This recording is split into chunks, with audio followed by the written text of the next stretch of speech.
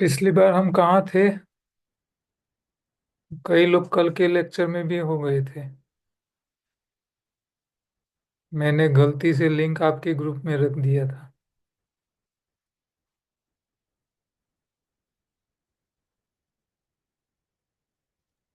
बोलो पेज कहाँ? नंबर जी स्टार्ट करवाना है। कहाँ थे?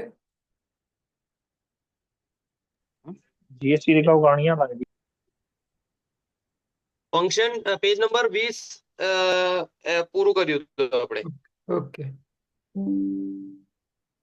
20 नंबर पेज पूरा हो गया।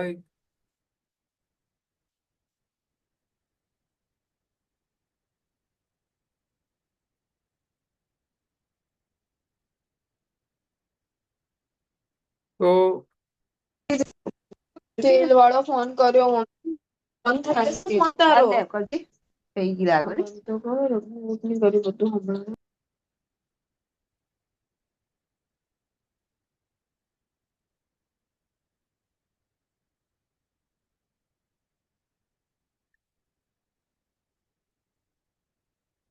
हमने पिछली बार ये देखा कि हमारी गलत मानसिकता ये क्या है।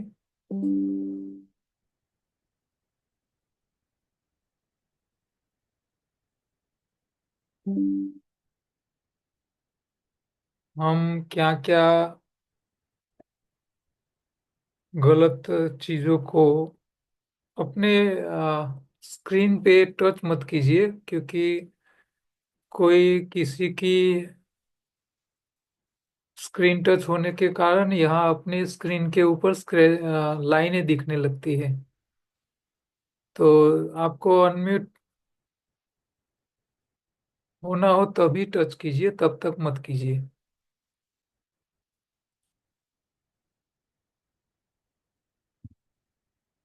आगे हम आज देखेंगे इस पुस्तक में क्या हम पढ़ने वाले हैं, क्या समझने वाले हैं।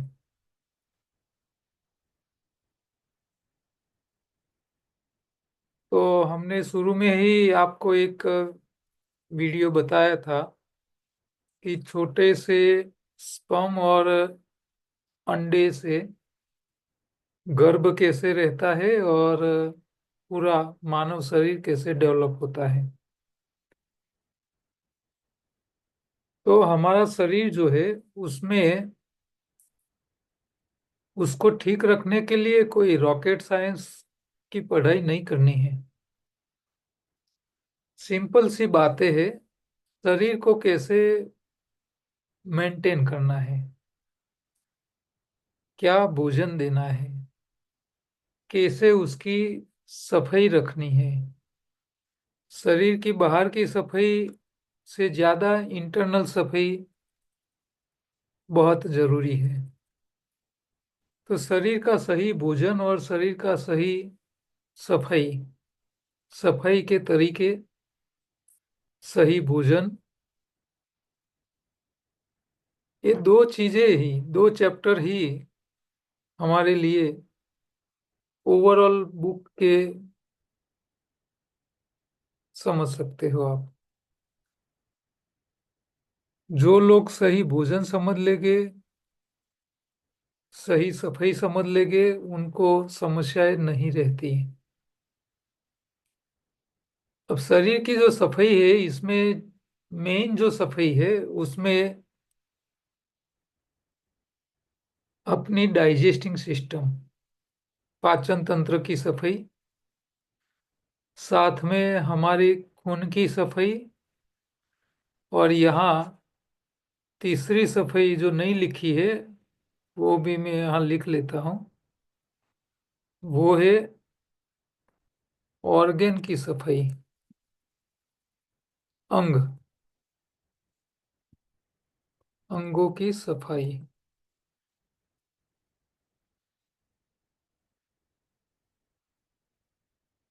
ये तीन जगह हमको सफाई करनी है। हाथों की सफाई, खून की सफाई, और अंग। अब अंग के अंदर टिश्यूज आ भी गए, सेल आ गए, टिश्यू आ गए। टिश्यू, सेल और टिश्यू सब। तो ओवरऑल बॉडी की सफाई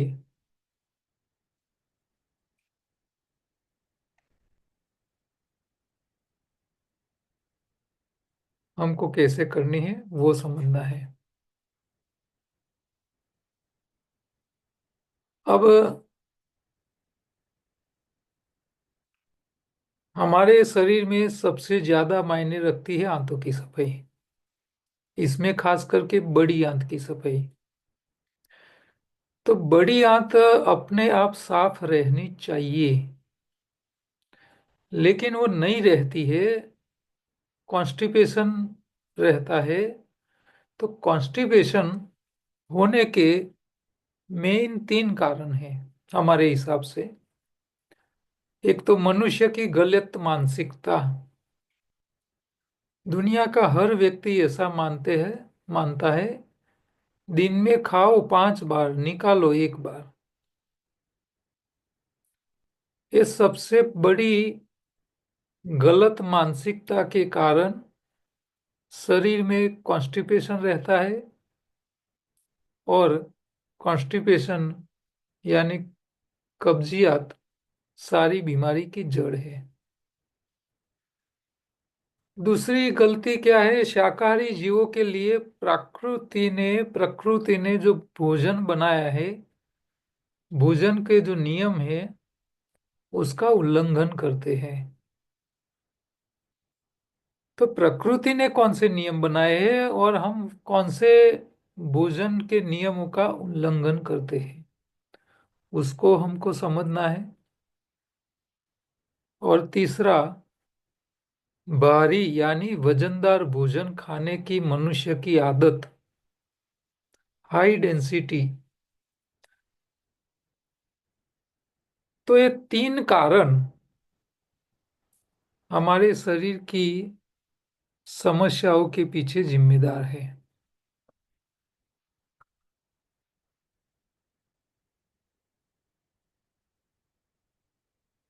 एक एक करके हम उसको देखने वाले हैं। बड़ी आंत की सफाई के लिए एनीमा, बस्ती क्रिया, जो योग शास्त्र ने षटकर्म में दिया है। तो षटकर्म में बस्ती क्रिया कैसे लेनी है उसको भी हम डिटेल में देखेंगे। यहाँ थोड़े पोज बताए हैं। सादे पानी यानी portable water, normal portable water से एनिमा लेना है बीमार लोगों को, बीमारी से बचने के लिए। तो ये बड़ी आंत के अंदर आपकी छोटी आंत ये बड़ी आंत के बीच में होती है। छोटी आंत का लास्ट पॉइंट बड़ी आंत के साथ राइट साइड कनेक्ट होता है। बड़ी आंत मुट्ठी जितना बड़ा होता है। बड़ी आंत में सारा मल इकट्ठा होता है। राइट साइड का मल ऊपर की ओर जाता है बड़ी आंत में, ऊपर से लेफ्ट साइड जाता है, फिर नीचे आता है, फिर मल मार्ग से बाहर निकलता है। तो हमारा बड़ा आंत, इसमें सबसे ज्यादा मल भरा पड़ा रहता है। तो उसकी सफाई के लिए एनिमा से उत्तम कोई हथियार नहीं है, और खास करके बीमार लोगों के लिए तो बहुत जरूरी है। एनिमा लेने के पोज यहाँ आपको चित्र में दिखाई दे रहे हैं। हर व्यक्ति, योगाहार एक्सपर्ट जो भी बन रहा है, उनको खुद को हर रोज एनिमा लेके प्रैक्टिस करनी चाहिए, क्योंकि एनिमा लेने से आपको हर रोज उसका अलग अलग अनुभव होगा। आपको पता चलेगा कि किस तरह लेते हैं तो कैसे कैसे सफाई होती है और कैसा फीलिंग आता है। आंतों की सफाई के साथ हमारा खून, 5 लीटर खून हमारे शरीर में घूमता रहता है। तो खून की सफाई कैसे करनी है? आयुर्वेद के अनुसार तो उन्होंने एक अद्भुत वाक्य बताया है खून की सफाई के लिए, लंघनम परम औषधि।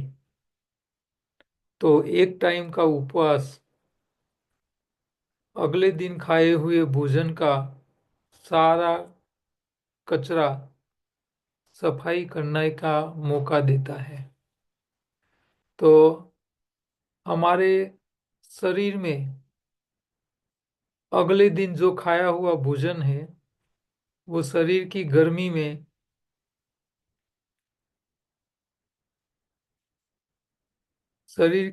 में पड़ी पड़ी सड़ जाती है। तो इस सड़न से बचने के लिए आपको एक टाइम का उपवास करना जरूरी है। दूसरा, एक टाइम उपवास करने से खून की सफाई, आंतों की सफाई और साथ साथ में ऑर्गन की भी सफाई हो जाती है।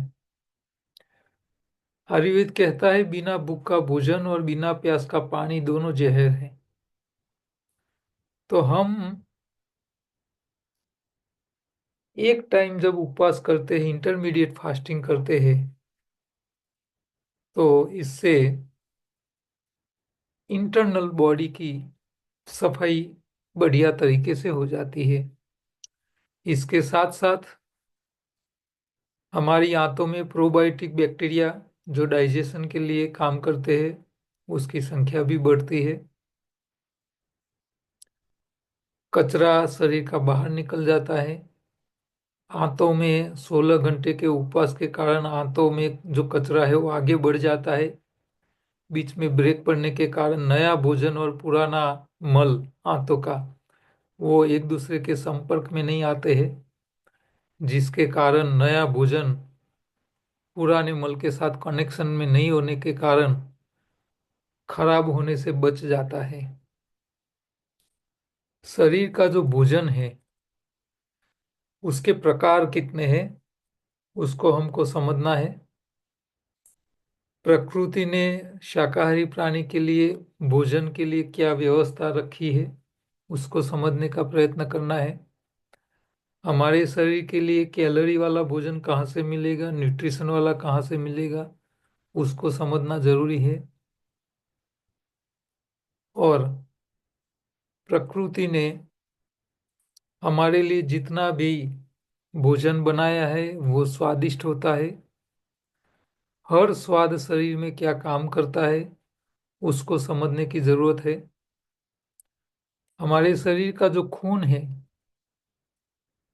जिसको हम आमतौर पर हीमोग्लोबिन कहते हैं, तो हीमोग्लोबिन हमारे शरीर में नेचुरली कैसे बनाया जाए, वो क्या काम करता है, उसको हम समझने का प्रयत्न करेंगे। वजनदार खुराक, अनाज जैसे, ड्राई फ्रूट्स जैसे खुराक शरीर में क्या काम करते हैं, हल्के खुराक से हमको क्या मिलता है। इसके साथ साथ नेचुरल, सीजनल, रीजनल और ओरिजिनल भोजन, क्योंकि हमारा देश उत्तर में कश्मीर है, साउथ में केरला है। कश्मीर में हर साल साल के पूरे दिन ज्यादातर ठंडी मिलेगी। केरला में आपको साल के पूरे दिन ज्यादातर गर्मी और बारिश मिलती है। तो जो इलाका वैसा एटमॉस्फियर, एटमॉस्फियर के हिसाब से शरीर को कैसा भोजन चाहिए, क्या खाना चाहिए, क्या नहीं खाना चाहिए, इसके ऊपर हमको समझने का प्रयत्न करना है। हमारे पास 24 घंटा है। 24 घंटे का हम कैसे प्लानिंग करें भोजन का, क्या खाए, कब खाए, कैसे खाए, ये बातें समझ ले, उसका उपयोग करें, आप प्रयोग करोगे तो बीमारी से बाहर भी आ सकते हो और बीमारी में फंसने से बच भी सकते हो। डेयरी प्रोडक्ट हमारे लिए कितने उपयोगी है, कितने उपयोगी नहीं है, डेयरी प्रोडक्ट कैसे खाया जाए तो फायदा करेगा, कैसे खाओगे तो नुकसान करेगा, ये सारी बातें समझनी बहुत जरूरी है।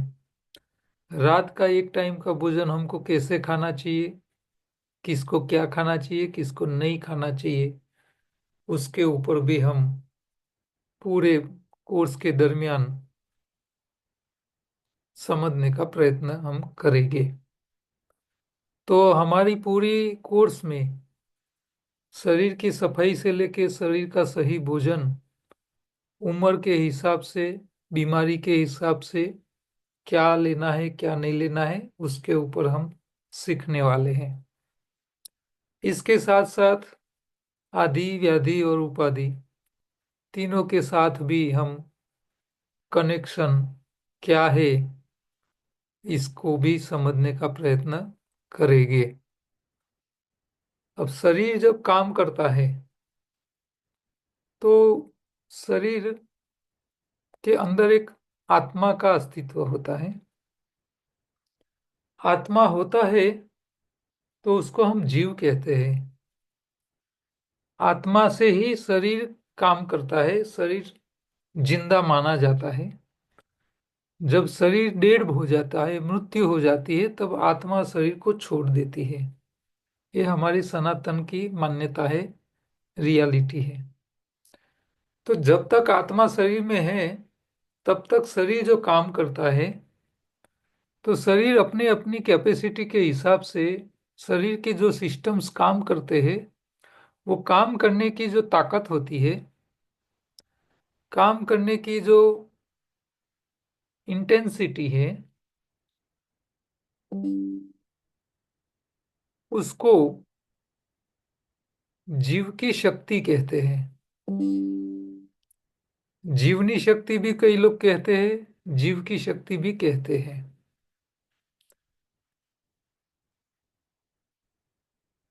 तो ये जीव की शक्ति क्या है, कैसे काम करती है और उसको कैसे बढ़ाया जाए, क्या करने से हमारी जीव की शक्ति में कमी होती है। आप जीव की शक्ति को वाइटल पावर भी कह सकते हो अंग्रेजी में। उसको मेजर करने का कोई साधन नहीं होता है, उसको मेजर करने का कोई यूनिट नहीं होता है। लेकिन आत्मा के साथ शरीर जुड़ा हुआ है। आत्मा खुद शरीर के पास अपने कर्मों के हिसाब से शरीर को चलाता है, उसका प्री प्लानिंग होता है, उसकी शरीर की शक्ति भी उसके हिसाब से उसको मिलती है।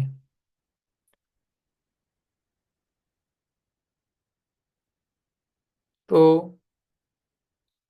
हमारे सनातन में तो कहा जाता है कि 84 लाख योनि पूरी करके मनुष्य का अवतार मिलता है। मनुष्य का जो शरीर में आत्मा है,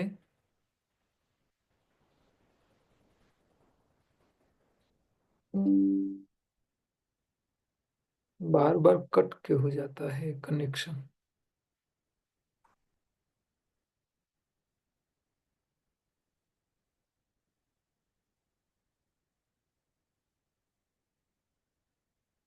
तो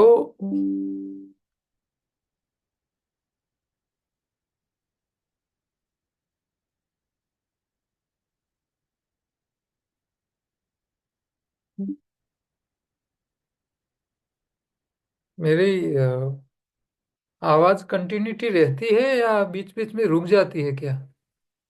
સર કન્ટિન્યુ આવે જ છે, અવાજ કમ્પ્લીટ છે ओके। જી।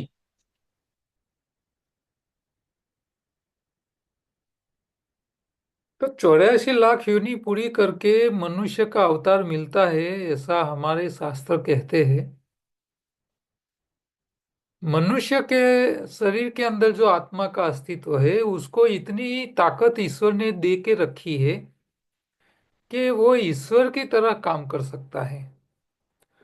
पूरे नेचर को, कुदरत को ईश्वर चलाता है।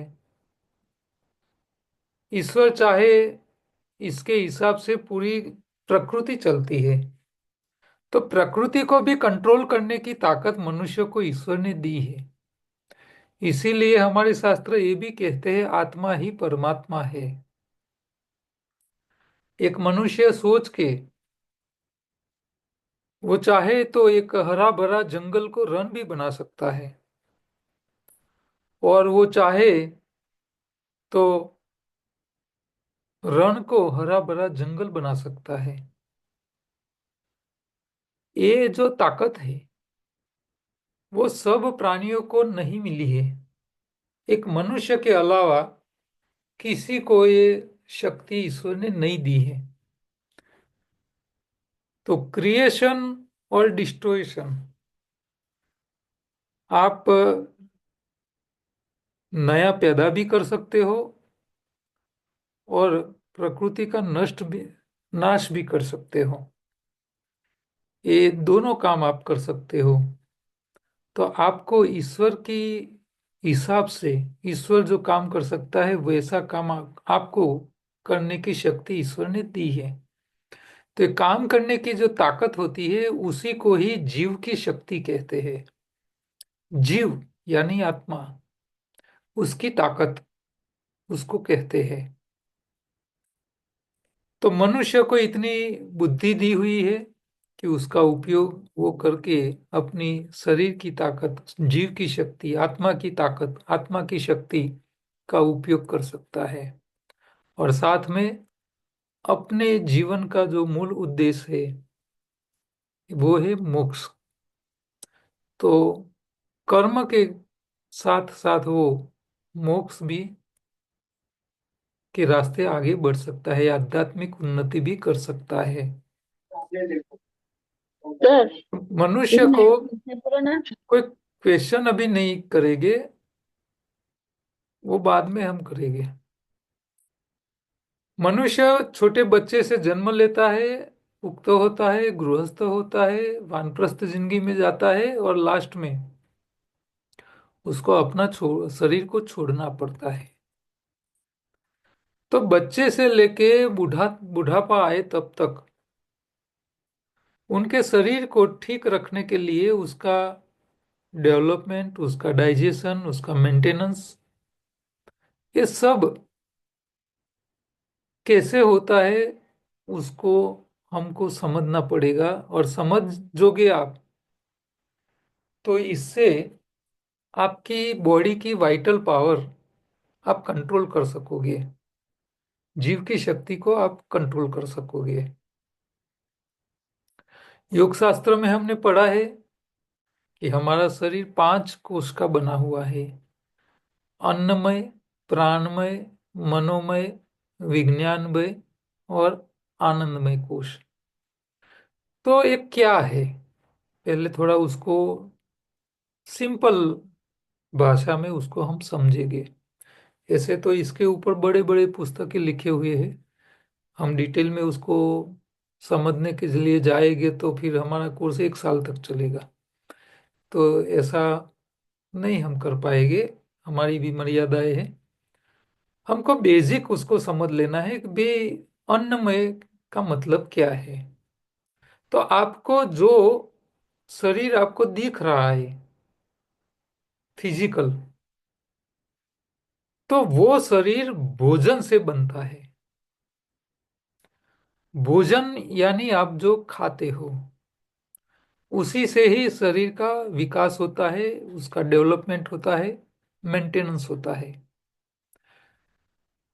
तो बिना भोजन शरीर कभी क्रिएट नहीं हो सकता। माँ भी जब बच्चे को जन्म देती है तो उनके शरीर में जब गर्भावस्था होती है तो माँ के शरीर से बच्चे के शरीर तक भोजन जाता है, तब जाके बच्चा 9 महीने के बाद माँ के गर्भ से बाहर निकलता है तो 1-1.5 किलो से 3-3.5 किलो तक का वजन लेके आता है। तो भोजन आवश्यक है। तो अन्नमय शरीर जो है वो बेज है। अन्नमय है तो प्राणमय शरीर का अस्तित्व है, मनोमय शरीर का अस्तित्व है। अन्नमय शरीर है ही नहीं तो प्राण का अस्तित्व नहीं है, मनोमन का अस्तित्व नहीं है, कारण शरीर का अस्तित्व नहीं है, विज्ञानमय शरीर का अस्तित्व नहीं है। तो सबसे पहला बेज है अन्नमय शरीर। और अन्नमय शरीर जैसा भोजन वैसा शरीर। और इससे आगे हमारे शास्त्र तो कहते हैं, गुजराती में कहावत है, जैसा अन्न ऐसा उड़कार, जैसा अन्न ऐसा मन। तो यहाँ मनोमय शरीर के पीछे भी अन्नमय शरीर की क्वालिटी को रिलेटेड किया है, उसके साथ जुड़ा हुआ है। शाकाहारी प्राणी का जो अन्नमय शरीर है वो ज्यादातर अल्कलाइन फूड से होना चाहिए, वेज फूड से होना चाहिए, रॉ फूड से होना चाहिए। तो भगवान ने वो शरीर को बनाने के लिए हर विस्तार के हिसाब से उनके शरीर के लिए सही भोजन की व्यवस्था प्रकृति ने बना के रखी है। लेकिन मनुष्य को ईश्वर ने जो बुद्धि दी है, वो बुद्धि का जब दुरुपयोग शुरू हो जाता है तब उसके जीवन में समस्याएं शुरू हो जाती है। प्राणमय कोश का अर्थ है कि आपके फेफड़े हर सेकंड, हर मिनट ऑक्सीजन को लेते हैं, कार्बन डाइऑक्साइड को बाहर निकालते हैं। ये ऑक्सीजन जो फेफड़े से शरीर के अंदर जाता है, खून में जाता है, लेकिन खून के अंदर ऑक्सीजन सीधा नहीं जा सकता। ऑक्सीजन का ट्रांसपोर्टेशन के लिए ईश्वर ने हीमोग्लोबिन की व्यवस्था की है। तो हीमोग्लोबिन का काम है आपके फेफड़ों से ऑक्सीजन ऑक्सीजन को शास्त्रोक्त भाषा में कहते हैं प्राण वायु। प्राण यानी जीव, जीव यानी जीव की शक्ति के लिए जो जरूरी है वो है प्राणवायु। अंग्रेजी में उसको साइंस की भाषा में ऑक्सीजन कहते हैं। तो ऑक्सीजन हमारे शरीर के एक एक सेल, शरीर का सबसे छोटा से छोटा एकम जो है, यूनिट है, वो है सेल।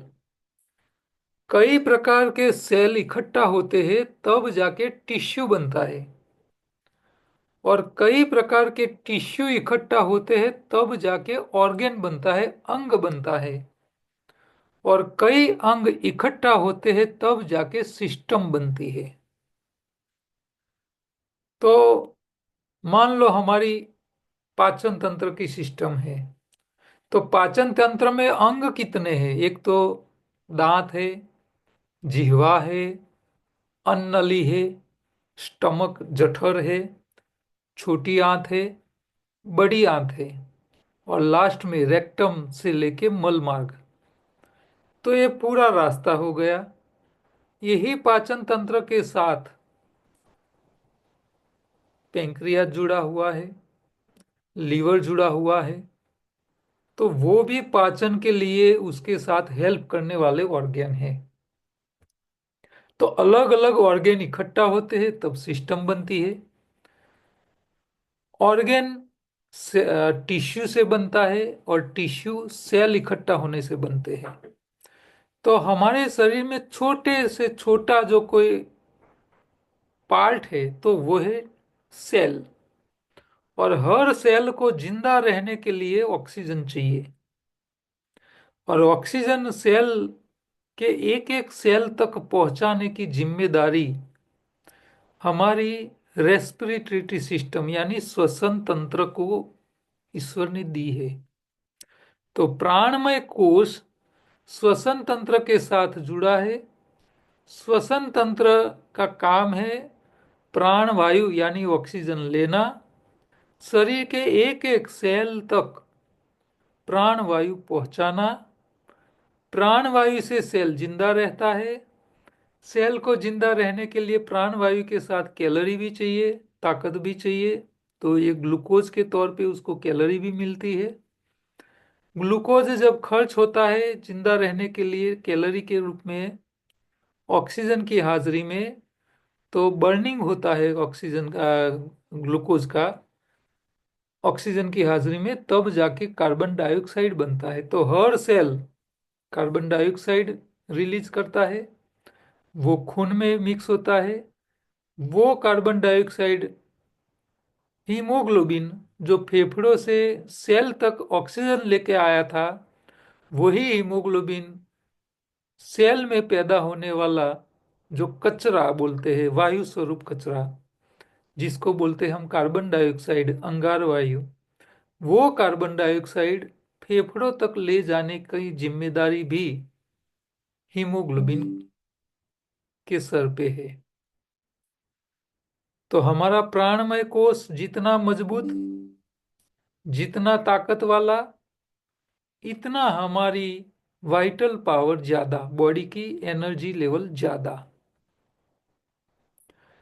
अब प्राणमय कोश कब काम कम करता है, उसकी जीव की शक्ति कम कब कौन सी कंडीशन में होती है? तो जब जब हीमोग्लोबिन की कमी हो जाती है, ऑक्सीजन का लेवल कम हो जाता है, तब आपकी जीव की शक्ति डाउन हो जाती है। हीमोग्लोबिन की कमी, फेफड़ों की ऑक्सीजन ग्रहण करने की कैपेसिटी और आपके एक एक सेल तक खून को पहुंचाने का जो रास्ता है, वो है खून की नलियां। हमारे बाल से भी पतली खून की नलियां होती है। तो ये पतली नलियों के अंदर मान लो कचरा जमा पड़ गया है, कचरा इकट्ठा हो गया है, तो भी आपका प्राणमय कोश डाउन हो जाएगा, आपकी एनर्जी लेवल डाउन हो जाएगी, वाइटल पावर डाउन हो जाएगा। तो ये प्राणमय कोश के साथ जुड़ा हुआ है। मनोमय कोश क्या है? जो आपके मन से जुड़ा हुआ है, मन के साथ जुड़ा है। मन के साथ इंद्रिया भी काम करती है। तो इंद्रिया से लेके, मन से लेके पूरा चेता तंत्र, और चेता तंत्र की पूरी कामगिरी, प्राणमय कोश में कामगिरी कैसे होती थी? ऑक्सीजन के जरिए। तो ऑक्सीजन उसका बेस मटेरियल था वो प्राणमय कोश के लिए। लेकिन मनोमय कोश के लिए उसका बेस मटेरियल है करंट, यानी सिग्नल। तो चेताओं के बीच में जो कम्युनिकेशन होता है, वो एक करंट के तौर पे होता है।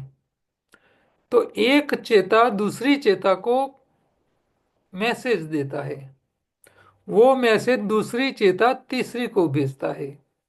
इसी तरह हमारे शरीर में सारे ऑर्गेन, सारी इंद्रियां, सब एक दूसरे के साथ जुड़ी हुई है, और उसका पूरा कनेक्शन हमारी रीढ़ की हड्डी यानी करोड़रज्जु के साथ जुड़ी हुई होती है। और करोड़रज्जु के बीच के अंदर पूरा वायरिंग आ जाता है ऑर्गेन सेल वहां। और वो करोड़रज्जु का जो पूरा वायरिंग, वो मस्तिष्क में जाता है छोटे मगज तक, और छोटा मगज बड़े मगज के साथ भी ज्वाइंट है। तो हमारे शरीर के एक एक सेल तक चेता एग्जिस्ट करती है।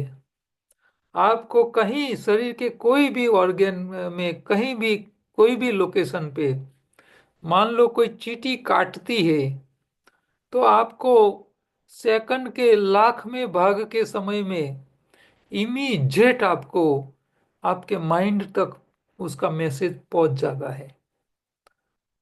तो ये चींटी काटती है आपके पैरों में, आपका मगज का लोकेशन है 5 फीट दूर, लेकिन ये 5 फीट की मैसेज, उसकी जो मैसेज पहुंचने की जो स्पीड होती है वो प्रकाश की गति जितनी होती है। तो वो पूरा आपका मनोमय कोष कंट्रोल करता है, जिसको हम चेता तंत्र भी कह सकते हैं। तो चेता तंत्र के साथ ये पूरा कनेक्शन होता है, वायरिंग जैसा होता है। तो बेज है अन्नमय शरीर, वो सही भोजन से होना चाहिए।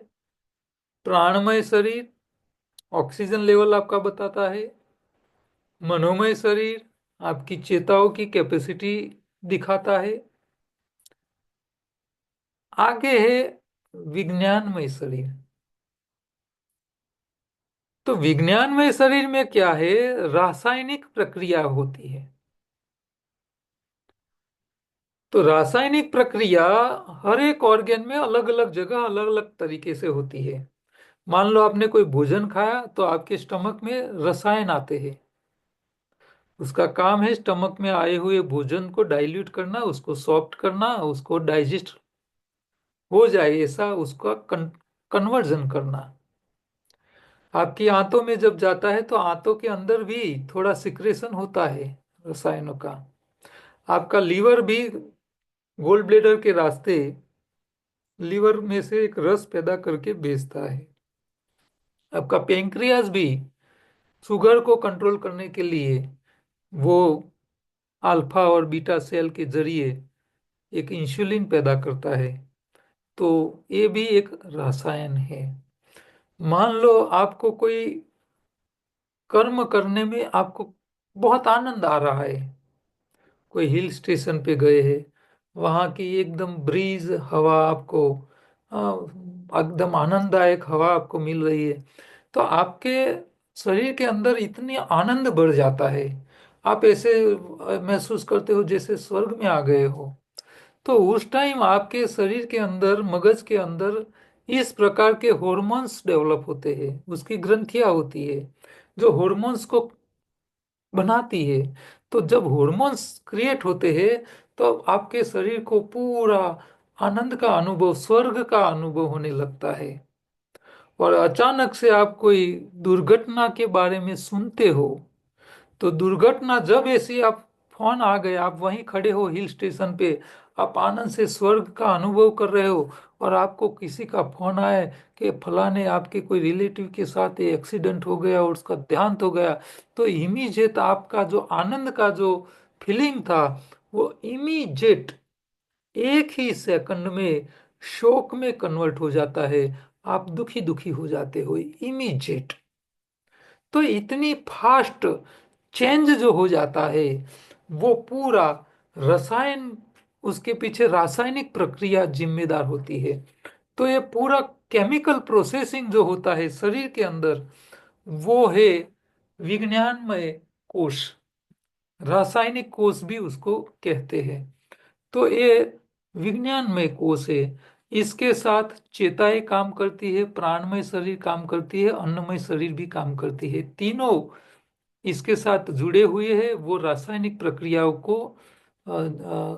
उसको कंट्रोल करते हैं। जो अन्नमय, प्राणमय और मनोमय सही है तो ये जो विज्ञानमय कोश है वो सही तरह काम कर सकता है। और जब आपके शरीर के अन्नमय, प्राणमय, मनोमय और विज्ञानमय कोश, चारों कोषों का कोऑर्डिनेशन सही तरह से चलता है, तब जाके आपका कारण शरीर यानी आपका आनंदमय कोश आपको आध्यात्मिक उन्नति की ओर ले जाने में मदद करता है। तो ये आनंदमय कोश जितना बेहतर होगा उतनी आपकी जीव की शक्ति बेहतर मजबूत होगी और आपको मनुष्य होने का आनंद भी मिलेगा। तो ये हुई पंचकोशीय शरीर के बारे में।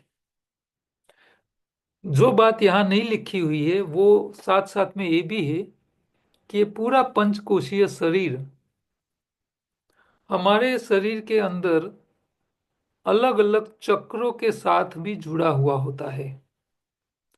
मूलाधार चक्र से लेके स्वादिष्ठान चक्र से लेके मणिपुर चक्र से लेके हृदय चक्र से लेके अनाहत चक्र से लेके विशुद्धि चक्र से लेके ज्ञान आज्ञा चक्र से लेके सहस्त्रार चक्र।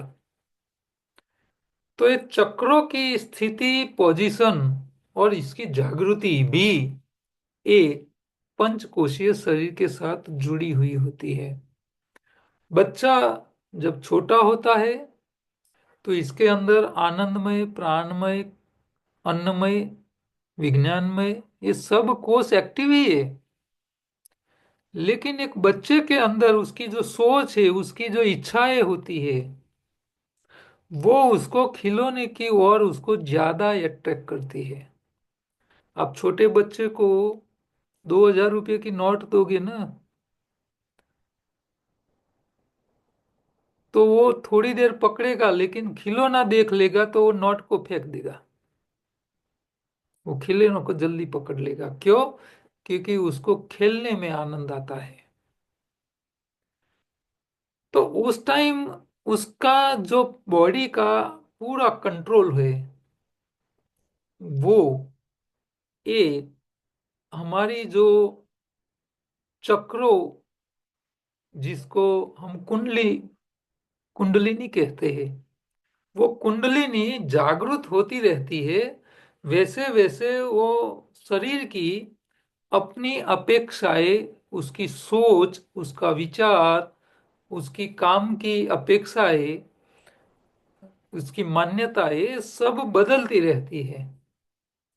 बच्चा जब छोटा होता है तो उसकी वृत्ति खेलने में होती है। जब वो युवा होता है तो फीमेल का अट्रैक्शन होता है, फीमेल को मेल का अट्रैक्शन होने लगता है, तो उसको सुंदरता अच्छी लगने लगती है। जब गृहस्थ हो जाता है तो फैमिली, समाज के साथ उसका अटैचमेंट बढ़ने लगता है।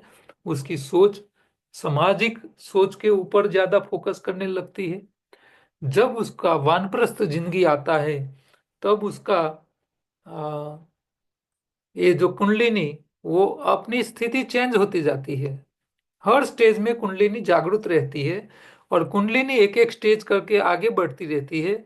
और जब वानप्रस्थ जिंदगी आती है तब वो उसका सोच, उसका माइंड ईश्वर की ओर ज्यादा लगने लगता है। फिर वो भक्ति, सेवा, चैरिटी इसमें लग जाता है। तो मनुष्य की उम्र के साथ साथ एक कुंडलिनी जागृत होने का जो स्टेज है वो भी धीरे धीरे एक एक होते रहना चाहिए। लेकिन आजकल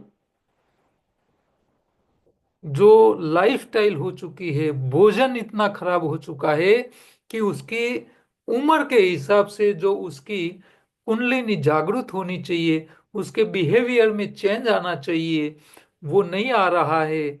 और आप देखोगे 80 साल के बूढ़े भी ईश्वर को कम याद करते हैं, लक्ष्मी के पीछे ज्यादा भागते हैं।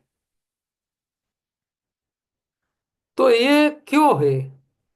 तो अल्टीमेट जाता है अन्नमय, प्राणमय, मनोमय, विज्ञानमय उस तक। तो जो हमारे पूरे पंचकोशीय शरीर का जो एटॉमिक स्ट्रक्चर है, उसका जो बंधारण है, जो क्रिएशन है, उसमें जितनी खामी रहेगी, उसको सही भोजन नहीं मिलेगा, सही प्राणायाम नहीं, प्राण नहीं मिलेगा, उसका सही चेता तंत्र काम नहीं करेगा, उसकी जो विज्ञान में कोई सही तरह काम नहीं करेगा, तो उसकी कुंडलिनी जो समय के उम्र के हिसाब से जो चेंज होनी चाहिए, जागृति अवस्था बदलनी चाहिए, वो बदलती नहीं है। फिर जाके वो समाज के लिए, वो ऐसे व्यक्ति समाज के लिए उपद्रव बन जाते हैं, समाज के लिए उपयोगी नहीं रहते हैं, समाज के लिए वो बोझ बन जाते हैं। तो हमारी जीव की शक्ति को डाउन करने वाले और अप करने वाले कारक क्या है, कौन से फैक्टर आपकी जीव की शक्ति को कंट्रोल करते हैं, उसको एक एक करके हम समझने का प्रयत्न करेंगे। तो आपके अन्नमय शरीर के लिए भोजन जरूरी है। तो भोजन में प्राकृतिक भोजन, अल्कलाइन भोजन, रीजनल भोजन, सीजनल भोजन, रीजनल भोजन और ओरिजिनल भोजन, ये हमारे पंचकोश के लिए सबसे बेहतर होता है। लेकिन जब व्यक्ति अपना जो नेचुरल शाकाहारी प्राणी के लिए जो ईश्वर ने भोजन बनाया है वो छोड़ के फैक्ट्री में बना हुआ भोजन खाने लगता है, तब जाके उसका अन्नमय कोश बिल्कुल खराब हो जाता है। अब कोई बिल्डिंग का फाउंडेशन ही खराब है तो वो बिल्डिंग की लाइफ उसकी इसके ऊपर आप भरोसा नहीं कर सकते कब गिर जाएगी। तो फाउंडेशन मजबूत नहीं है जिन लोगों का, उनका जिंदगी, उनकी जीवन की जो महत्वता है, उनकी जीवन का जो आनंद है वो नहीं ले पा सकते। तो प्राकृतिक भोजन सबसे पहले हमारे अन्नमय कोश को ठीक रखने के लिए बहुत आवश्यक है, क्योंकि बच्चा जब बड़ा होने लगता है तब से वो सही भोजन मिलेगा तो उसका शरीर का डेवलपमेंट अच्छा होगा।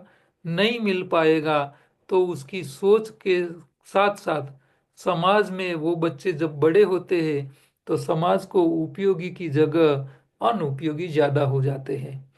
तो पहला है अन्नमय कोश। अन्नमय कोश के लिए सही भोजन, भोजन में भी कैलोरी वाला, न्यूट्रिशन वाला, साफ सफाई करने वाला और शरीर को ठीक रखने में मदद करने वाला भोजन, इस सब के बारे में हमको ध्यान रखना चाहिए। तो वो सब हम आगे डिटेल में हर एक टॉपिक में धीरे धीरे करके देखने वाले हैं। दूसरा, शरीर को डिटॉक्स करो। शरीर में जब सही भोजन नहीं जाता है, शरीर डाइजेस्ट नहीं कर पाता है, शरीर के अंदर भोजन का कचरा बचा हुआ जब इकट्ठा होने लगता है शरीर में, तो शरीर के अंदर सारी सिस्टम्स के अंदर कचरा जमा हो जाता है। तो वो कचरा जितना ज्यादा जमने लगता है इतनी बॉडी की, शरीर की वाइटल पावर यानी एनर्जी लेवल उसका डाउन होने लगता है। तो उपवास हमारे शरीर को डिटॉक्स करने के लिए सबसे अद्भुत हथियार है। उपवास के प्रकार कितने हैं, किस तरह करना चाहिए, किसको कौन से उपवास से शुरुआत करनी चाहिए, क्या सावधानी रखनी चाहिए, ये सारी बातें हम आगे डिटेल में समझेंगे। तो वाइटल पावर के अंदर उपवास भी इतना ही काम करता है। जीव की शक्ति के लिए, वाइटल पावर के लिए भोजन को पचाने का समय और आराम दोनों, नींद भी इतनी ही मायने रखती है। जो लोग ज्यादा शारीरिक श्रम करते हैं उन लोगों के लिए 8 घंटा नींद आवश्यक रहती है। जो लोग ज्यादा परिश्रम नहीं करते हैं उन लोगों के लिए 3 घंटे से लेके 8 घंटा तक। तो जितना ज्यादा परिश्रम इतनी ज्यादा नींद, जितना कम परिश्रम इतनी कम नींद होनी चाहिए। लेकिन आजकल दुनिया, पूरी दुनिया ऐसा मानती है कि मिनिमम 8 घंटा नींद होनी चाहिए। अब एक मजदूर के लिए भी 8 घंटे की सोचते हो और एक ऑफिस में काम करने वाले व्यक्ति के लिए भी आप 8 घंटे की नींद मांगोगे तो ये गलत है, नहीं होनी चाहिए। हाँ, सबको एक लाकड़ी से नहीं हाँक सकते आप। तो ये किसको कितनी नींद चाहिए, कितना आराम चाहिए, ये सब हमको समझने का प्रयत्न करना है। आपका जो स्वभाव है वो भी आपके वाइटल पावर, आपकी जीव की शक्ति के ऊपर इफेक्ट करता है। जिन लोगों का चेहरा हमेशा मुस्कुराता रहता है वो, उनकी खुद की एनर्जी लेवल ज्यादा रहती है और उसका मुस्कुराता हुआ चेहरा उसके आसपास में रहने वाले उनकी फैमिली मेंबर्स को भी खुश रखता है। तो एक व्यक्ति उद्दीपक की ओर काम करता है, उद्दीपक की तरह, तो दूसरे को भी आनंदित रख पाता है। तो एक व्यक्ति का वाइटल पावर दूसरे के ऊपर भी इफेक्ट करता है। तो मुस्कुराता हुआ स्वभाव, मुस्कुराता हुआ चेहरा भी आपकी वाइटल पावर के ऊपर इफेक्ट रखता है। खेल कूद, व्यायाम और योगा, योग प्राणायाम, ये सब भी आपके वाइटल पावर के ऊपर इफेक्ट करते हैं। वाइटल पावर, जीव की शक्ति को बर्बाद करने वाले मुख्य जो परिबल है, इसमें शरीर के लिए गलत भोजन, शारीरिक परिश्रम, भोजन की कमी, परिश्रम के हिसाब से शरीर में जमा हुआ कचरा, अपशिष्ट कचरे को बाहर निकालने का समय, मानसिक चिंता, आध्यात्मिक स्तर को प्रभावित करने वाले कारक, ये सब प्रमुख कारण आपकी जीव की शक्ति, जीवन ऊर्जा को व्यय करने में प्रभावित करते हैं। तो क्या क्या है, कौन से कारण इसमें इफेक्ट करते हैं? तो अधिक खराब भोजन, यानी अनुचित पोषण, अनुचित कैलोरी वाला भोजन, अनुचित क्वालिटी का भोजन, ये सब आपको आपके वाइटल पावर को इफेक्ट करते हैं। तो जो प्रोसेस फूड है वो सारे बेड फूड है, जो नेचुरल है वो सारे गुड फूड है। तो हमारे शरीर के लिए सुपर फूड के साथ गुड फूड भी होना चाहिए। बेड फूड जो फैक्ट्री में होता है, बनता है, जो पैकिंग किया हुआ फूड होता है, वो सारा बेड फूड होता है। जो नेचुरल होता है, सीजनल होता है, रीजनल होता है, ओरिजिनल होता है, वो सारा हमारे लिए वाइटल पावर को बढ़ाने के लिए उपयोग में आते हैं। मर्यादा से ज्यादा परिश्रम करना, वो भी आपकी वाइटल पावर को डाउन करने में ज्यादा रोल बसता है। भोजन की कमी, यानी आपने जितनी शारीरिक श्रम करवाया है उसके सामने इतनी कैलोरी का भोजन आपको मिलना चाहिए। जब वो नहीं मिलता है तब जाके भी आपकी वाइटल पावर डाउन हो जाती है, बैटरी डाउन होने लगती है। शरीर की साफ सफाई का अभाव भी आपके वाइटल पावर को डाउन करने में सबसे ज्यादा रोल उसका होता है।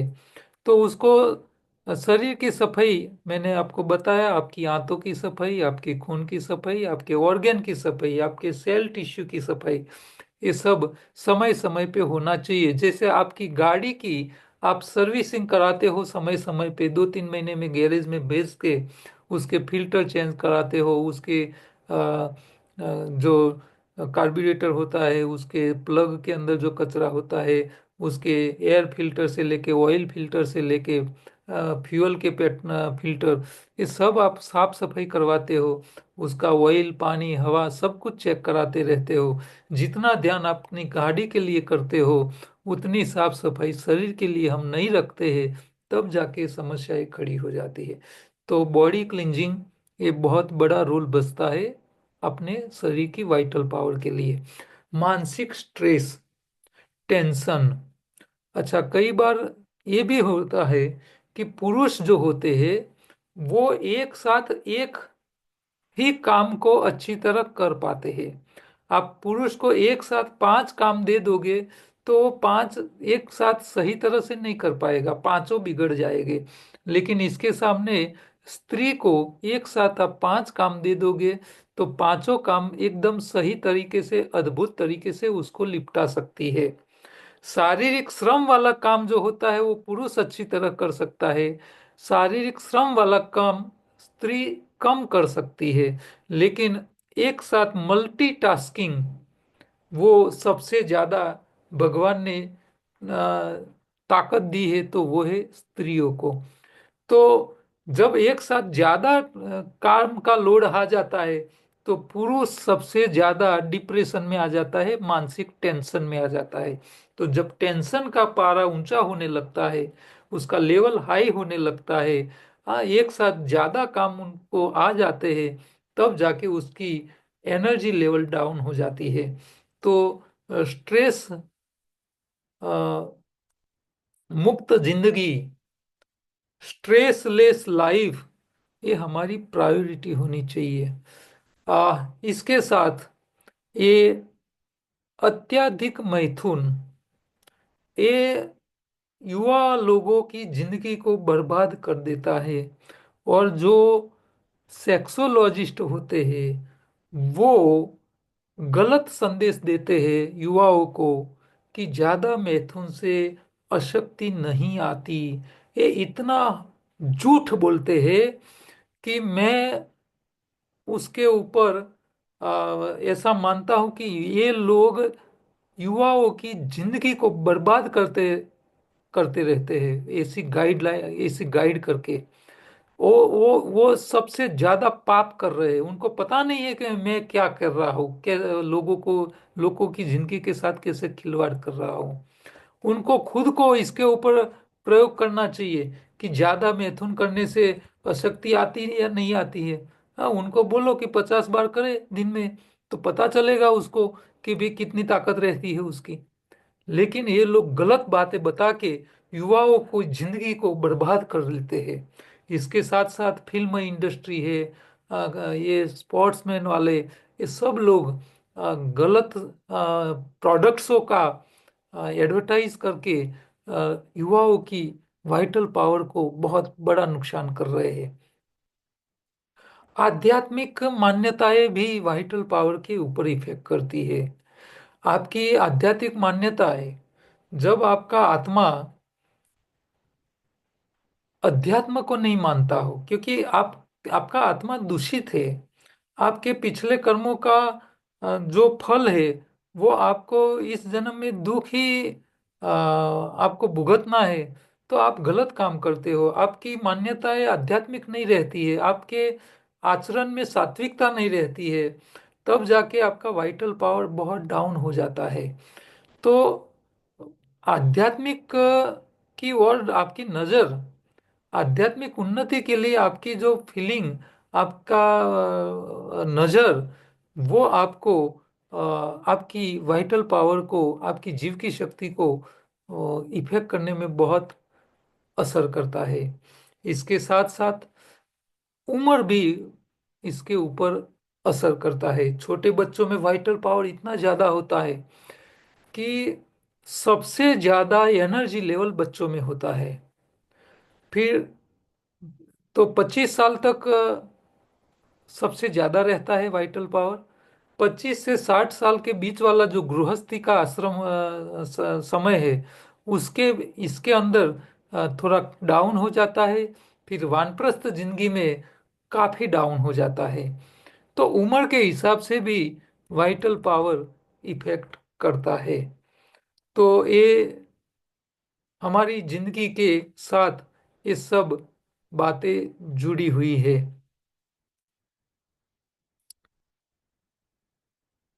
तो आज हम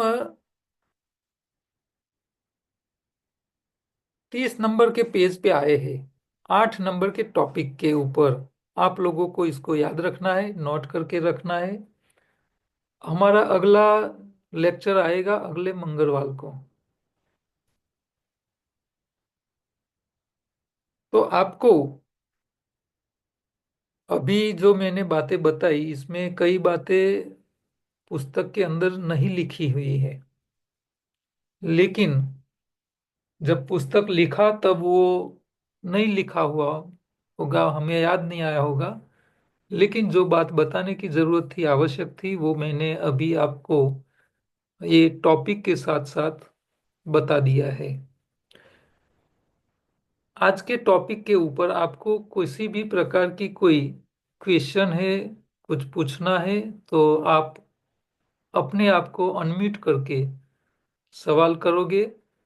सवाल का जवाब पूरा हो जाए तब अपने आप म्यूट भी कर लोगे और एक एक करके पूछेंगे। मुझे उम्मीद है कि आपको आज के टॉपिक से जो मैं कहना चाहता था वो सब समझ में आ गया होगा। क्या किसी को कोई डाउट, सर। कोई चीज पूछने में, समझने में? सर। हम बोलिए। सर, मुझे मोक्ष के बारे में जानना है। जी, देखो, मनुष्य जब जन्म लेता है, चाहे वो किसी भी धर्म में जन्म लेता हो, हर धर्म वाले ऐसा ही कहते हैं कि हमें ऐसे कर्म करने हैं कि हमको ईश्वर बुला दे, अपने पास बुला दे। तो आत्मा का परमात्मा के साथ मिलन, जुड़ना, आत्मा का परमात्मा के साथ जुड़ना, तो जोड़ करना, जुड़ना, वो योग की परिभाषा है। योग शास्त्र यही कहते हैं, एक दूसरे के साथ जुड़ना। तो आत्मा को परमात्मा के साथ जुड़ना, यही अंतिम ध्येय हर मनुष्य का होता है। तो ये ध्येय को पूरा करने के लिए आपको क्या करना पड़ेगा? तो आपको तीन जो हर धर्म के फाउंडेशन है, प्रेयर, चैरिटी और फास्टिंग, और यहाँ चौथा फाउंडेशन आएगा सही भोजन, ये सब इसमें मायने रखते हैं। आप मोह, लोभ, लालच, माया में फंसोगे तो आपकी आध्यात्मिक उन्नति रुक जाती है। तो इससे बाहर निकलने के रास्ते हर शास्त्रों ने दिए हुए हैं। तो योग शास्त्र, इसमें जो अष्टांग योग है, अष्टांग योग में भी आप जब यम नियम का, आगे हम इसके ऊपर चर्चा करेंगे, चैप्टर में आएगा, थोड़ा बहुत डिटेल में नहीं लेंगे क्योंकि हमारा कोर्स थोड़ा शॉर्ट पीरियड का है, तो हम उसको थोड़ा समझने का प्रयत्न करेंगे। मोक्ष का मतलब ये है कि आपको दूसरा दोबारा जन्म लेने की नौबत ना आए, साथ में शरीर छोड़ने के बाद आपकी आत्मा का ऊर्ध्व गति, यानी ये पृथ्वी लोक से ऊपर की ओर की गति हो जानी चाहिए। जिन लोगों की गति ऊपर तक नहीं जाती है, वो यहाँ पृथ्वी लोक पे रुक जाते हैं, वो फिर हमारे आसपास घूमते रहते हैं, और उनकी जो इच्छाएं जो बाकी रह जाती है, वो इच्छाएं खत्म करने के लिए वो पुनः जन्म लेने का प्रयत्न करते रहते हैं। और हमने ऐसा देखा है कि कई फैमिली के अंदर जो बच्चे जन्म लेते हैं, तो उसकी जो क्वालिटी, बच्चे का स्वभाव, उसका रहन कहन, उसकी बोलने की भाषा, उसका तोछड़ापन, उसकी इच्छाएं, उनके दादा परदादा, जो उन्होंने खुद, ये बच्चे ने नहीं देखा है, लेकिन उनके दादा या उनके फादर या उसके दादा, वो बच्चे के बिहेवियर को देख के ऐसा बताते मैंने देखे हैं कि ये लड़का, जो नया बेटा हमारे फैमिली में आया है, वो मेरे दादा की डुप्लीकेट कॉपी है, जेरॉक्स कॉपी है। ऐसे लोगों को बोलते हुए मैंने देखे हैं और रियल में देखे हैं। उन क्योंकि बच्चे को पता नहीं था कि उनके परदादा कैसे थे, लेकिन उसका बिहेवियर, उसकी बोलचाल, वो कोई व्यक्ति के सामने उसका जो टोन, जो बोलने का तरीका, ये सब, उसकी इच्छाएं, उसका मौज शौक, सब कुछ उनके वो बीच वाले उसके दादा उसको बताए, बताते हैं कि भी मेरे दादा ऐसे थे, ये इसकी जेरोक्स कॉपी थे। तो इसका मतलब कि उसके दादा, उनके दादा के दादा के रूप में ये बच्चा ने उसी फैमिली में दोबारा जन्म लिया है। क्यों लिया? क्योंकि वो अपने आप को मोक्ष नहीं दे पाए, ईश्वर की और अपनी गति नहीं कर पाए। तो हमारे शास्त्रों ने जो वानप्रस्थ जिंदगी दी थी, इसमें ज्यादातर व्यवस्था ऐसी थी कि 60 साल के बाद ज्यादातर उम्र वाले लोग चार धाम की यात्रा के लिए निकल जाते थे। और पहले के जमाने में कोई साधन नहीं थे, अंग्रेज आए तब जाके रेलवे आई थी, पहले तो रेलवे भी नहीं थी हमारे देश में। तब जब चार धाम की यात्रा करने की होती थी, तो 10-10 साल तक 15-15 साल तक पैदल चलते चलते ही वो लोग यात्रा पे निकलते थे।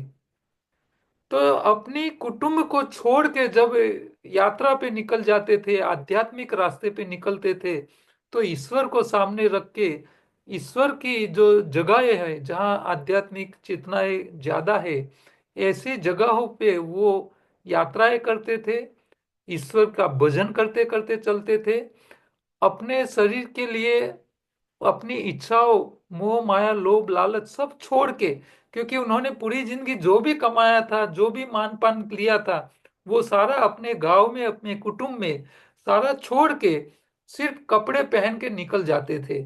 और पहले के जमाने में मुझे याद है, जब हम छोटे थे तब की मैं बात करता हूँ, हर गांव में एक धर्मशाला हुआ करती थी। तो जो लोग ऐसे यात्री जो यात्राओं के धाम, यात्राओं के लिए, पवित्र यात्राओं के लिए निकल जाते थे, वो पैदल चलते चलते जो गांव में जाते, वहां उनको रहने ठहरने की, खाने पीने के इंतजाम के लिए धर्मशालाएं हुआ करती थी। और वहाँ कोई चार्ज भी लिया नहीं जाता था। उनका खाना, भोजन, जरूरत पड़े तो कपड़ा, सब कुछ व्यवस्था फ्री में लोग उनको प्रोवाइड करते थे। क्यों? क्योंकि वो वानप्रस्थ जिंदगी में थे और अपनी आत्मा की उन्नति के लिए वो घर को छोड़ के निकल चुके थे। तो वो आधे सन्यासी बन जाते थे। तो उस समय की जो व्यवस्थाएं थी वो बहुत अद्भुत थी। आजकल कोई व्यक्ति 80 साल के बाद भी अपना मकान छोड़ने के लिए राजी नहीं होता है। तो अपनी मृत्यु के समय जब वो अपनी फैमिली के साथ, अपनी जिंदगी में जो उन्होंने इकट्ठा की हुई चीजें, बड़ा बंगला, बड़ा फार्म, बड़ी गाड़ी, ये जब मृत्यु के समय भी उसके नजर के सामने रहती है, तब उसका जीव जो होता है वो ये सारी ये भौतिक चीजों के साथ उसका अटैचमेंट चिपका हुआ रहता है। तो ये चिपका हुआ रहता है, इसके कारण आत्मा शरीर छोड़ देता है, लेकिन उसकी ऊर्ध्व गति नहीं हो पाती है। तो ये आत्मा शरीर को छोड़ता है, तब जाके वो 15 दिन तक वो वहीं रहता है। और वो 15 दिन में फैमिली वालों को ऐसी ऐसी कर्मकांड क्रियाएं करनी पड़ती है जिसके कारण आत्मा की उन्नति हो जाए।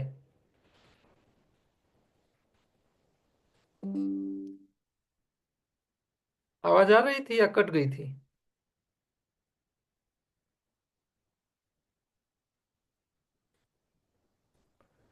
थोड़ा सा बीच में कटा था सर, बाकी अच्छा। आवाज आ रही है कंटिन्यू। अच्छा, बीच में इंटरनेट कनेक्शन कहीं कट हो जाता है। तो ये मृत्यु के बाद की जो लौकिक क्रिया है, जो कर्मकांड है, वो सब इसीलिए होते हैं कि जो आत्मा शरीर को छोड़ चुका है, शरीर को हम फैमिली वालों ने उसको चिता में, स्मशान में ले जाके जला दिया है। तो ये व्यक्ति जो अपने कपड़े भी जो पहनते थे, वो कपड़े को भी वहां से डोनेट करके दूसरे लोगों को बांट दिया जाता था, गरीब लोगों को। क्यों? क्योंकि वो उनके उनको जो आत्मा घर के आसपास घूमती हो, उनके नजर में ये सारी चीजें उनकी खुद की चीजें आनी नहीं चाहिए। और उसको ऊर्ध्व गति के लिए भजन कीर्तन, भागवत सप्ताह जैसी, विष्णु सहस्त्र नाम, या ये हनुमान चालीसा जैसी जो आत्मा की उन्नति के लिए जो जो क्रिया है, सब करने की व्यवस्था होती है। तो वो उसको थोड़ा सपोर्ट करते हैं कि भाई तुम, अब तुमको यहाँ वापिस नहीं रहना है, यहाँ वापिस आपको रीबॉर्न नहीं होना है, आपको ईश्वर की ओर नजर डालनी है। तो ये सब क्रियाएं की जो व्यवस्था थी, वो हमारे सनातन धर्म में अद्भुत तरीके से बताई हुई है। और इतना करने के बाद भी जो लोग रह जाते हैं, तो फिर उनकी जो जीव, जो उसकी उन्नति नहीं हुई है, उन लोगों की इफेक्ट कि भाई हमारा मोक्ष नहीं हुआ है, हम हमारी इच्छाएं अधूरी रह गई है, उनके फैमिली वालों की, तो उसकी इफेक्ट रियल में रह गई या नहीं रह गई है, वो उसी फैमिली में कोई नए बच्चे जन्म लेते हैं, तो जन्म के साथ उसकी कुंडली में ग्रहों की दशा के साथ वो कुंडली में आ जाता है।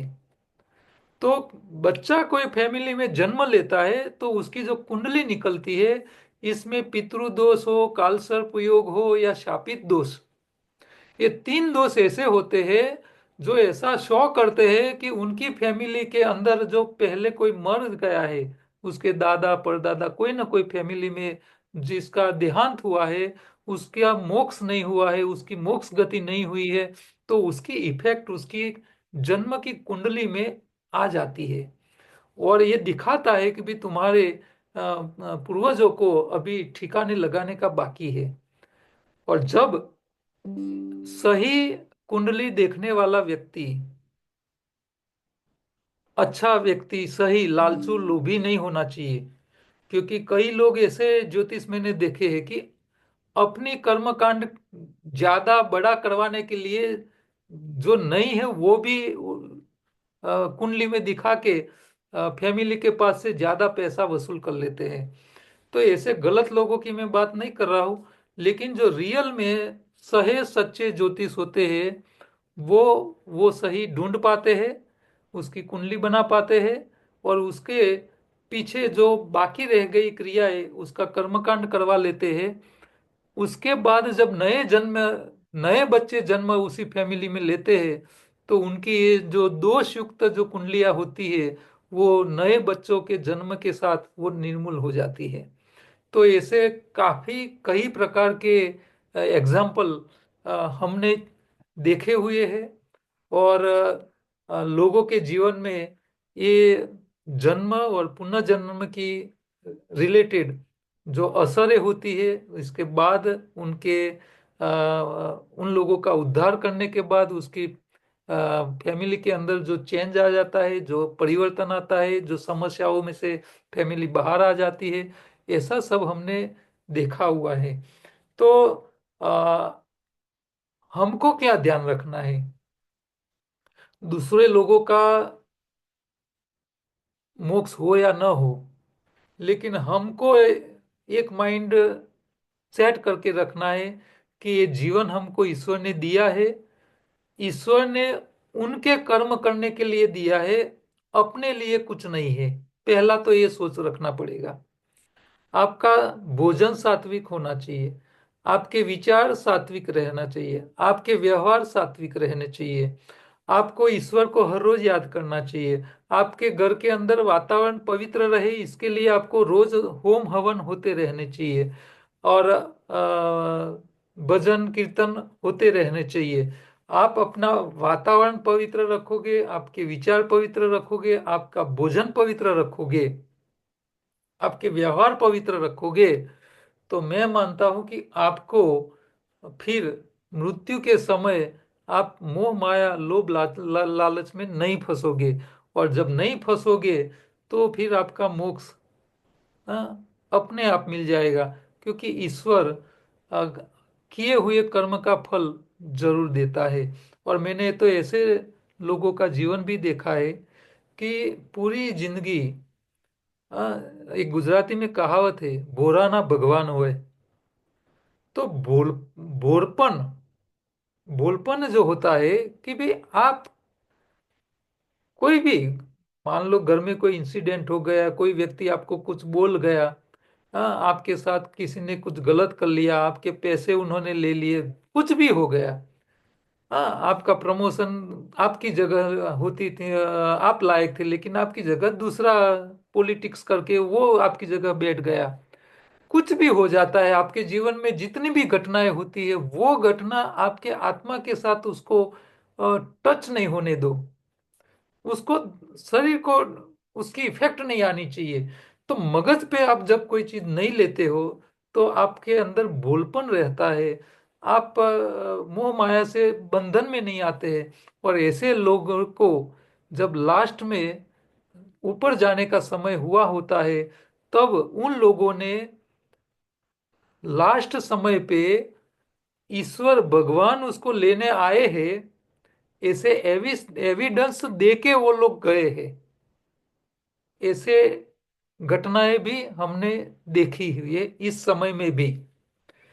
तो ईश्वर कई लोगों को खुद उसकी व्यक्ति की जिंदगी के लास्ट समय पे लेने आता है, उसके एविडेंस भी लोग दे के जाते हैं। तो ऐसे नहीं होता है, क्योंकि वो पूरी अपनी जिंदगी इसी तरह जीते हैं, तब जाके उनकी जीवन में ऐसी ईश्वर की अनुभूति उन लोगों को होती है। तो ये मोक्ष के रास्ते जाने के लिए ऐसा जरूरी नहीं है कि भाई आपको एक ही प्रकार का रास्ता पकड़ना चाहिए। आप कर्म योग करके मोक्ष के रास्ते आगे जा सकते हो, आप भक्ति योग करके आगे जा सकते हो, ज्ञान योग से भी आप आगे जा सकते हो, हठ योग करके भी जा सकते हो, तंत्र योग से भी जा सकते हो, मंत्र योग से भी जा सकते हो।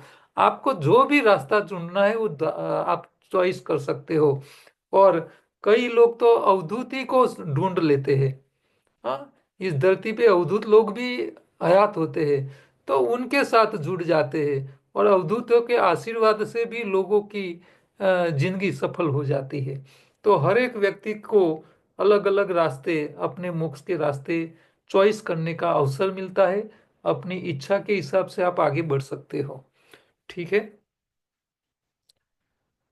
Thank you sir. जी, बोलिए। किसी और को कोई क्वेश्चन? एक सवाल में हमारा करीब 15-17 मिनट चली गई। बहुत अच्छा समझाया सर। तो यहाँ ये आज के जो टॉपिक था उसका कंक्लूजन आपको एक ये ध्यान रखना है, उम्र के साथ आपकी सोच बदलनी चाहिए, मैच्योरिटी आनी चाहिए, समय के साथ आपको बदलाव लाना है, कलयुग के फंदों में फंसना नहीं है, ईश्वर को भूलना नहीं है, और चैरिटी चालू रखनी है। समय, धन और ज्ञान, ये तीनों में आपके पास जो भी है उसको जहां मौका मिले वो देते रहिए। समय मिल जाए, जब फ्री हो तो ईश्वर को याद करते रहो, और आप जहां रहते हो वहां घर का वातावरण पवित्र रखने का प्रयत्न करो, और आपका भोजन शुद्ध और सात्विक होना चाहिए, नेचुरल अल्कलाइन होना चाहिए, हो सके इतना।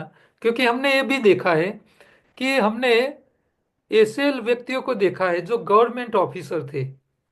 अब गवर्नमेंट ऑफिसर हो और करप्शन ना करता हो, ऐसे आपको 1-2% ही मिलेंगे, बाकी 99% आपको करप्टेड ही मिलेंगे ज्यादातर।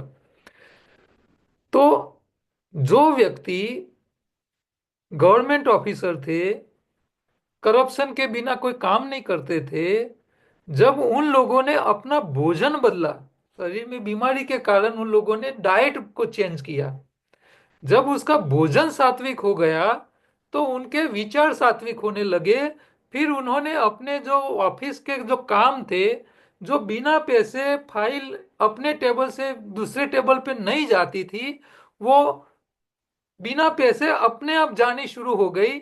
और उन्होंने जाहिर में आके स्वीकारा और बोला कि पहले हम पैसों के बिना हम कोई काम नहीं करते थे, आज हमारा स्वभाव ऐसा चेंज हो गया है भोजन के कारण, कि हम जब पैसे का सोचते हैं ना तो हमको गिल्टी गलती महसूस होती है कि हम ऐसा गलत काम करते थे।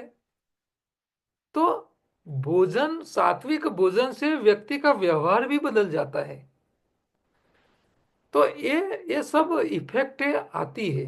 तो जब आप भोजन सही लोगे ना, तो आप गलत करने का सोच भी नहीं सकते कभी।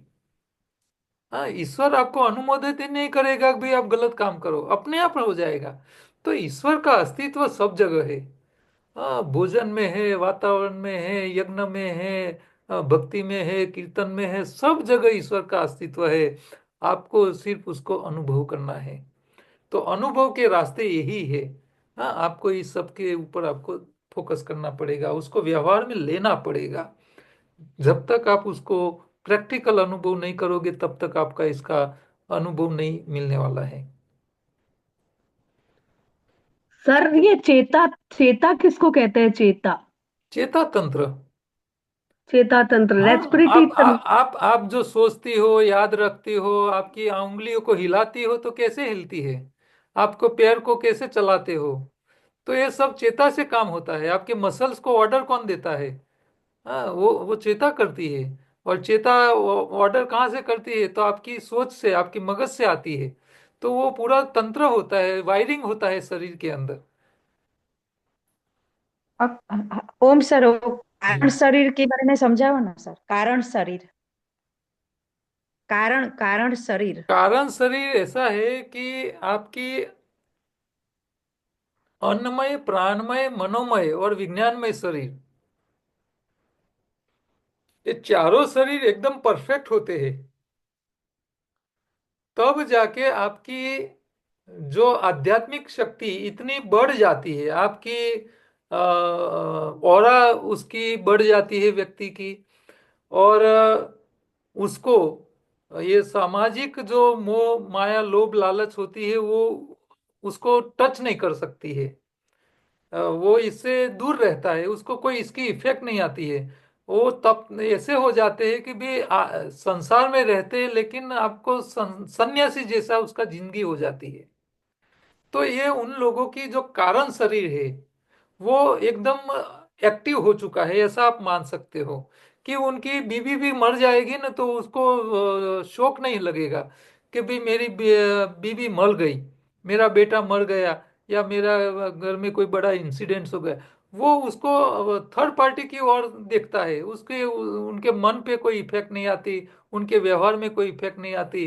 तो ये सन्यासी जैसे बिहेव करने लगते हैं जब व्यक्ति, तब ये उसका कारण शरीर जो है वो एक्टिव हो चुका है, ऐसा आप मान सकते हो। और इससे ज्यादा आगे जब मेडिटेशन में लोग आगे बढ़ जाते हैं तो बिना भोजन, बिना पानी से जिंदगी जीने की ताकत पैदा कर लेते हैं। तो शरीर को जीने के लिए ना भोजन चाहिए, ना पानी चाहिए, और सिर्फ सूर्य प्रकाश से ही जिंदगी जी ले, ऐसी ताकत भी उन लोगों के अंदर आ जाती है। तो ये लेकिन ये सबके नसीब में नहीं होता है। पूर्व जन्म के कर्म के अधीन ये प्राप्त होता है। तो आपको कोई सही गुरु मिल जाए, सही ज्ञान मिल जाए, सही रास्ता दिखाने वाला मिल जाए। तो वालिया को भी गुरु मिल गया तो वाल्मीकि हो गया, एक ही दिन में वाल्मीकि बन गया था। इसी तरह आपको आपके नसीब में जब होता है तो कोई एक दिन ऐसा मिल जाता है, फिर आपके रास्ते बदल जाते हैं। एकदम 90% आपका टर्निंग पॉइंट आ जाता है जीवन के अंदर। तो नसीब वालों को, जिसके नसीब में है उसी को ही ये मिलता है।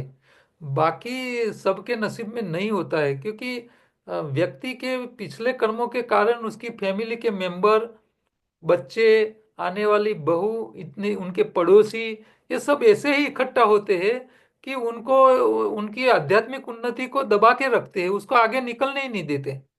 हाँ, टांग को खींच के उसको इसके अंदर ही फंसा के रखते हैं। क्यों? क्योंकि उनके पिछले जन्म के ऐसे कर्म थे कि भी वो उसको इसी में फंसना ही पड़ता है। तो ये नॉलेज मिलना भी नसीब वालों को होता है।